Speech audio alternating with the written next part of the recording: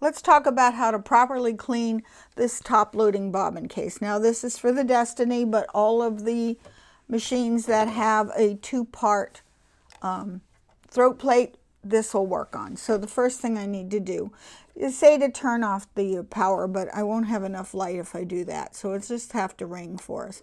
So you have the two parts to the needle plate. The first thing you're going to do is pull off this plastic part. Okay, I'm going to remove the bobbin and the bobbin case, and you see it comes out fairly easily. Okay, so you want to take something and clean this out. So you can use, this is just a pipe cleaner to clean out the inside. You also want to clean around the outside, okay, and around. If it's got any pollution on it, you know, that you can see that gray haze on there, then you can take a Q-tip with a little bit of alcohol, rubbing alcohol, and wipe out the parts that you see that white residue all over. It helps to have as a business card. So this spring right here, you may see some gunkies in there, so you can take a card and just put it in there and see if, make sure there's nothing stick out of the spring, because this is the tension spring right in here, and you want to make sure that there's nothing stuck in there that's going to impede it. I've got a little bit of gunk, not much. You could use a brush to clean the inside of this. This may be a little, oh yeah, but it's got a lot of gunk in there, and a pipe cleaner works really well to pull out all the little pieces of lint. Look how that picks that up. Really does a good job. Do not use canned air. Oh, it just picked up a thread. Yeah, see, I can reach into all the little crevices and pull out all kinds of stuff. So you want to clean that really well. While you have this open, you want to check to make sure there are no needle holes, that this is nice and smooth. If you're not sure, take a Q-tip and rub it along where the hook area is. And if you feel the threads being pulled, you know you've got a tiny microscopic burr that can usually just be rubbed out a little bit. Don't use sandpaper, really, no.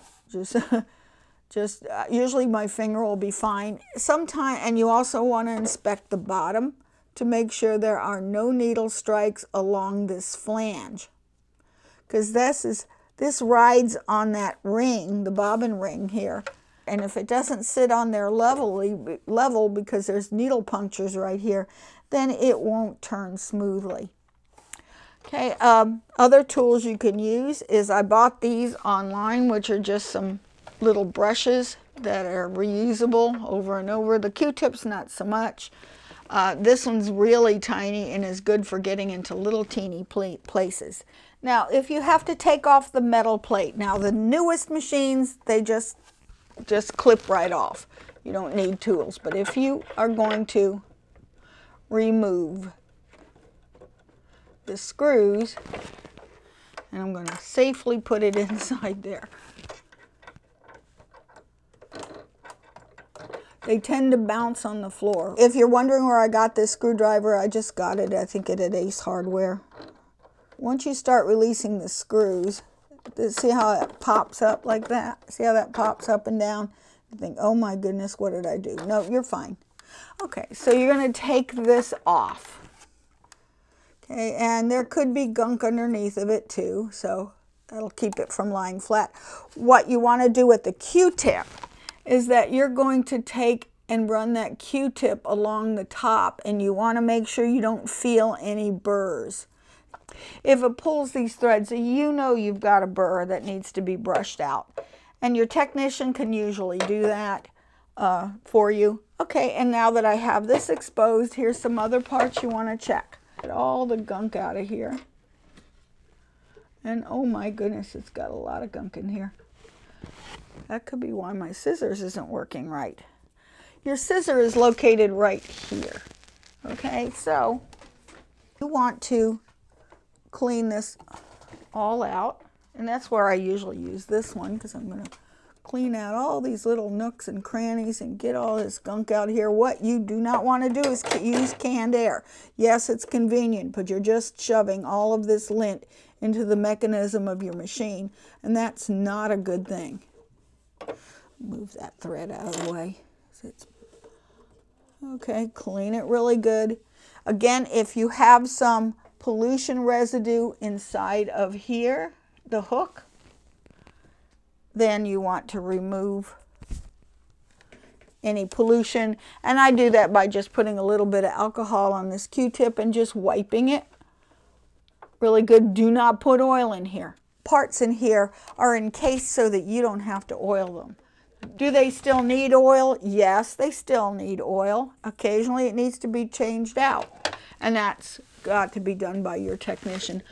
Is take a toothbrush and wipe it side to side to clear the feed dogs of anything, any dirt or grime. You also want to make sure that there is no thread or anything hanging out from these screws here, because your feed dogs are, you know, if there's thread caught in there, then that can make the feed dogs not level anymore, and it'll cause your stitching to sort of want to go in a curve all by itself, whether you want to do a curve or not. You've got a lot of dirt. I would take my vacuum cleaner. I have one of those little computer nozzles that go on my vacuum cleaner, and I use that to suck out any excess lint. Don't use the canned air.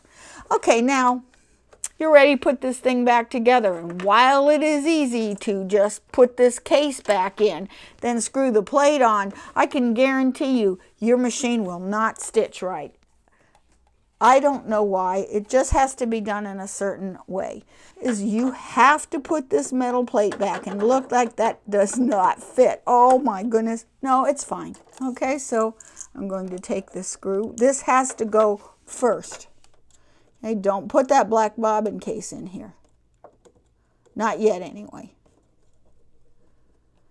Okay, and see, as you screw this in, it becomes nice and stable and level.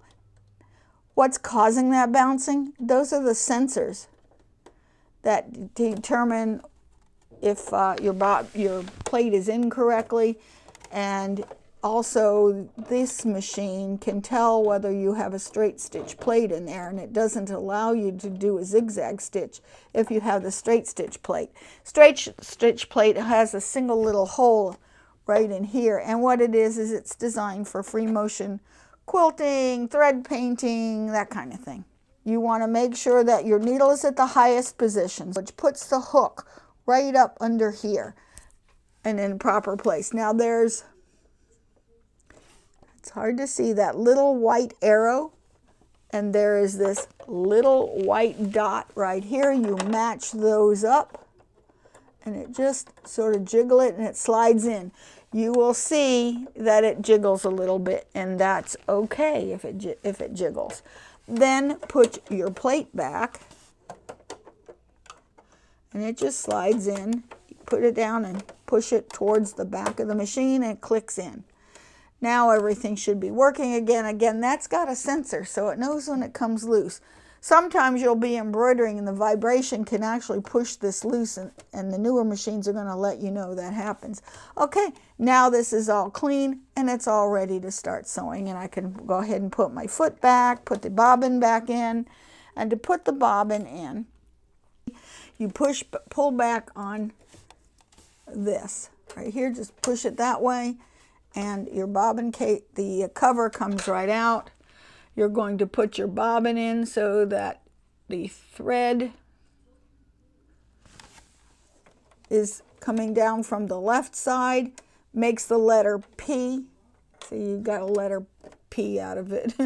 Just drop it in, run it through the tension spring, and off you go. You do not have to bring this thread up to the top. Other machines you do. Okay, good to go. All right, and it's ready to stitch. Remember, however you take this apart, you have to put it back together in reverse order. So if you have any questions, send me an email at waltzquilt@yahoo.com, and hopefully I can answer them for you.